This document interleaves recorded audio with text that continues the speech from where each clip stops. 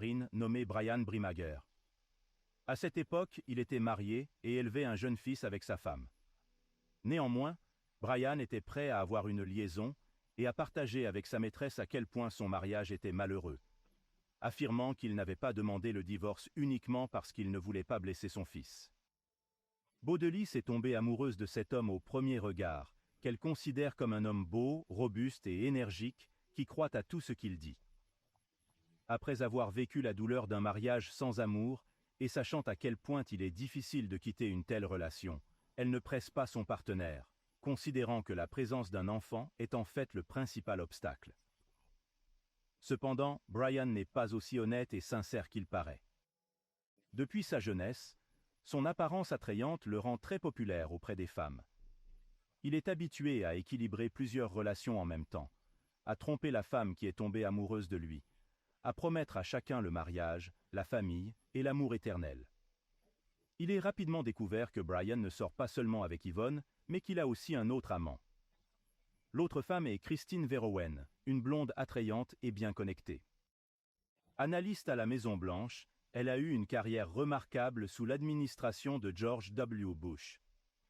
Lorsqu'Yvonne découvre l'existence d'un autre adversaire, elle décide de faire face au problème et de se préparer à se battre pour l'homme qu'elle aime. Avec son courage, il appelle la femme de son amant et lui dit que Brian ne trompe pas seulement un plus de femmes. Cette découverte provoque un énorme scandale qui oblige l'homme à faire des choix difficiles. Finalement, il choisit Yvonne, bien qu'il soit possible que ce soit elle qui l'ait forcé à prendre cette décision. Quelques mois plus tard, Brian a officiellement divorcé de sa femme et a emménagé avec sa nouvelle petite amie. À l'époque, il était encore dans le corps des Marines, mais il envisageait de mettre fin à sa carrière militaire depuis un certain temps. Le couple semble vraiment heureux, mais les proches d'Yvonne restent prudents à l'égard de leur nouveau partenaire, doutant de la sincérité de leurs sentiments. Déménagement dans un paradis tropical. Au cours de l'été 2011, Brian a commencé à parler de changer complètement sa vie, de quitter la marine et de quitter la ville animée pour s'installer sur une île tropicale. Yvonne partage ses sentiments, le soutient dans tout, et est prêt à le suivre où il décide d'aller. Elle croit avoir trouvé l'homme le plus important de sa vie, et qu'elle l'aime. En septembre de la même année, une décision a été prise. Le couple a choisi de déménager au Panama, et s'est installé sur la petite île de Carnero, un endroit qui pourrait vraiment être qualifié de paradis.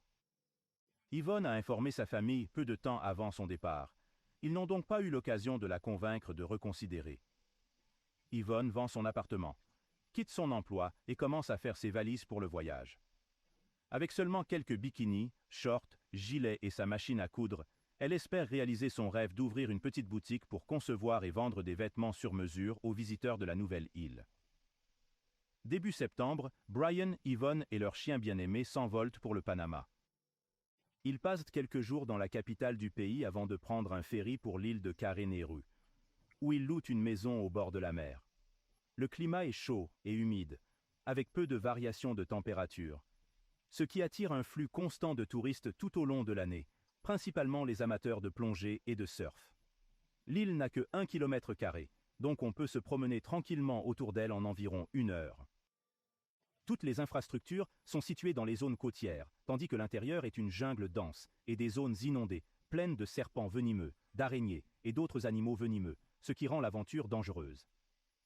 Si là-bas, Brian, qui a toujours été un excellent guitariste depuis sa jeunesse quand il a apporté son instrument, a l'intention de commencer une carrière musicale sur l'île en se produisant dans les bars locaux. Moins d'1 semaine après le déménagement, il a établi des contacts avec plusieurs propriétaires de bars locaux, dont l'un lui a volontiers offert un emploi.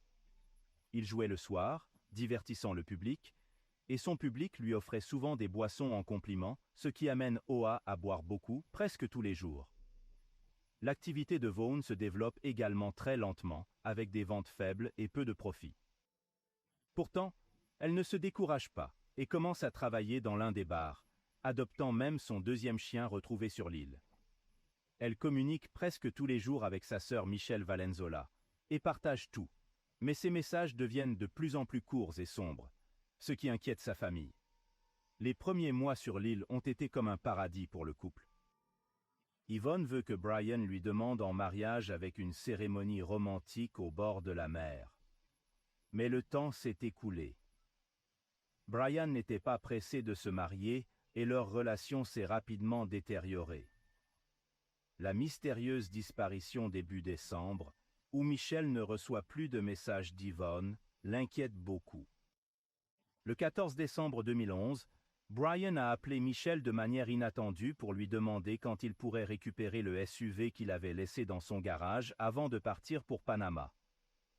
Cet appel a surpris Michel parce que cela signifiait que Brian était retourné aux États-Unis. Mais où est Yvonne? Pourquoi n'est-elle pas revenue, même pas contactée? Brian affirme avoir tout expliqué dans un email qu'il a envoyé quelques jours plus tôt. Il a mentionné que son ex-petite amie maintenant aurait envoyé un message expliquant la situation. Michel a vérifié ses messages mais n'a rien trouvé, alors elle a reçu son email. Il y a 2 messages non lus, l'un de ta sœur et l'autre de Brian. Dans son message, Brian affirme que Yvonne l'a quitté et s'est enfui au Costa Rica avec un nouvel amant. Un autre message venait prétendument d'Yvonne, affirmant qu'elle avait quitté Brian après avoir découvert son infidélité. Et, après avoir appris qu'une autre femme lui avait donné naissance à un bébé, a finalement dit qu'elle avait rencontré un autre homme avec lequel il était allé au Costa Rica. L'autre femme s'est avérée être l'une des anciennes maîtresses de Brian, Christine Verhoeven, enceinte de lui depuis que lui et Yvonne ont pris l'avion pour Panama. Au début, tout semblait raisonnable, surtout parce qu'Yvonne ne pouvait pas avoir d'enfant. La nouvelle que son partenaire a eu un enfant avec quelqu'un d'autre pourrait être dévastatrice pour elle. Cependant, Yvonne n'est pas connue pour son comportement impulsif et elle appellera certainement sa sœur pour discuter d'un tel changement majeur dans sa vie. De plus, le ton des messages allégués d'Yvonne est étrange, différent de celui de ses correspondances antérieures, ce qui suscite encore plus de soupçons. Lorsque Michel essaie de déterminer le lieu où se trouve actuellement sa sœur, elle n'a pas pu obtenir d'informations précises.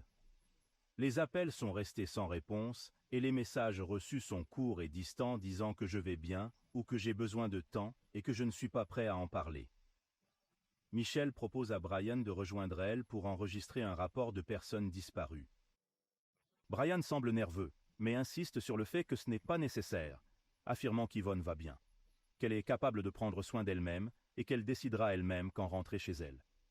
Bien que Brian ne soit pas disposé à en discuter et soit parti précipitamment après avoir récupéré la voiture, le téléphone portable d'Yvonne a rapidement envoyé un message indiquant qu'elle prévoyait de rentrer chez elle en janvier pour l'anniversaire de son père. Ce message a soulagé Michel, qui a décidé d'attendre encore quelques semaines pour le retour d'Yvonne mentionné dans le message. Un effort et une découverte étonnante lors de la recherche.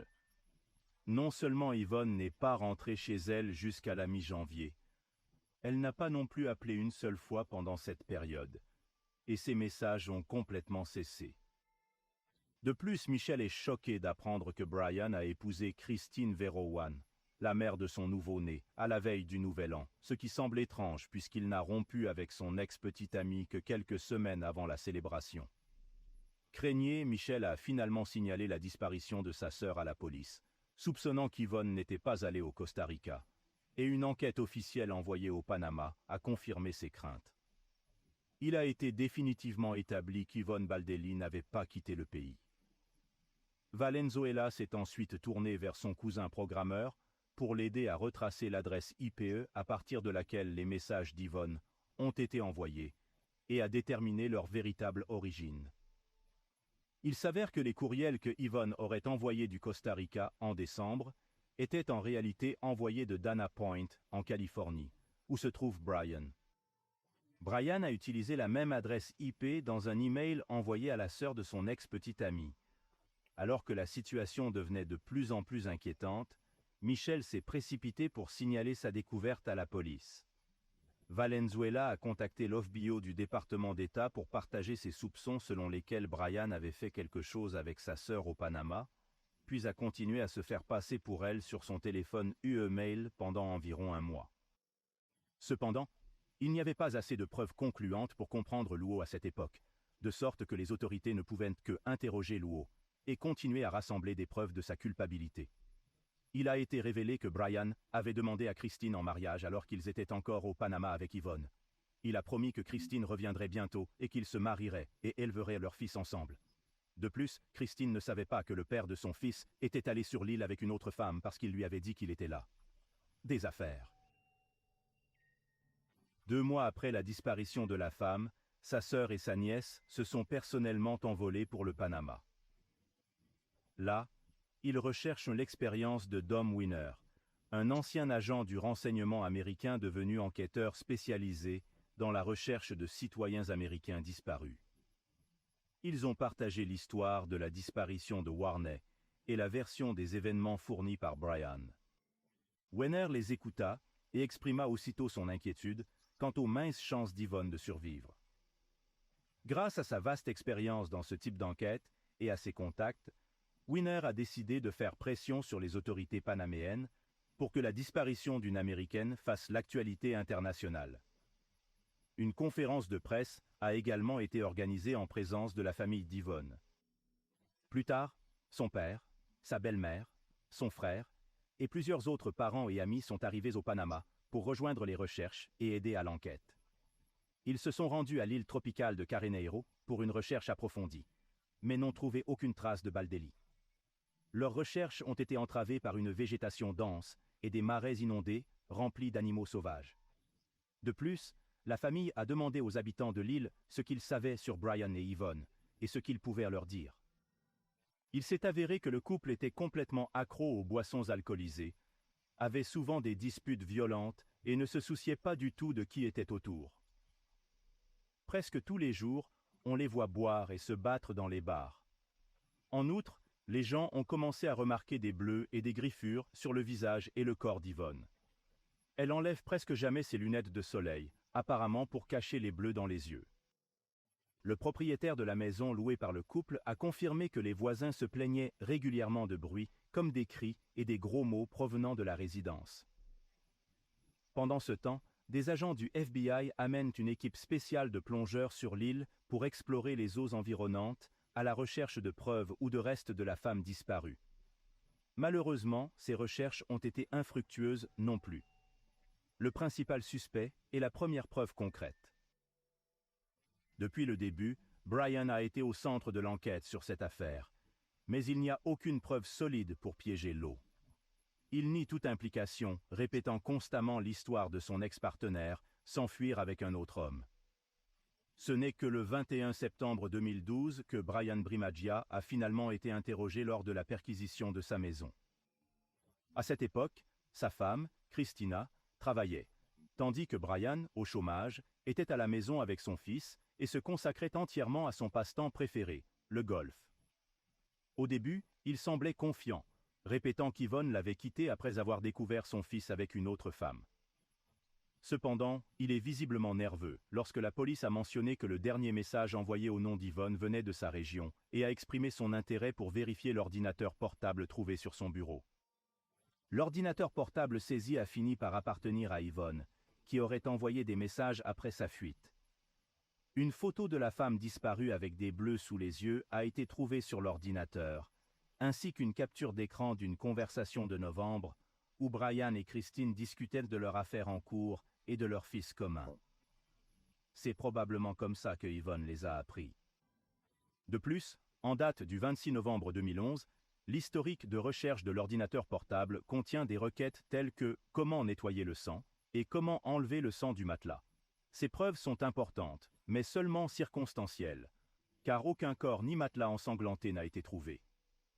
Le fait que Brian ait envoyé des messages se faisant passer pour Sir Yvonne ne le classe pas explicitement coupable. Bientôt, Don Wenner découvre que, avant de quitter le Panama, Prima Gila avait vendu un machette qu'il possédait. Dans une conversation en ligne avec l'homme qui a acheté l'arme, il a plaisanté qu'il n'avait utilisé cet objet qu'une seule fois pour tuer une stripteaseuse. La blague est tellement troublante que les autorités ont retrouvé le nouveau propriétaire de la hache et confisqué la lame pour examen, sans révéler d'abord aucune conclusion sur l'arrestation tant attendue. Les autorités chargées de l'application de la loi ont négligé un autre détail clé, la carte bancaire Yvonne utilisée par Brian après sa disparition, pour donner crédibilité à son récit. Avant de retourner aux États-Unis, il a choisi de se rendre au Costa Rica et a utilisé à plusieurs reprises la carte d'Apo. Identité de la femme disparue, donnant l'Apos. Impression qu'Apos, elle s'Apos, était effectivement enfui dans ce pays. Il a acheté les billets en espèces et les a retirés à différents endroits de San José, vidant la carte, puis la jetant.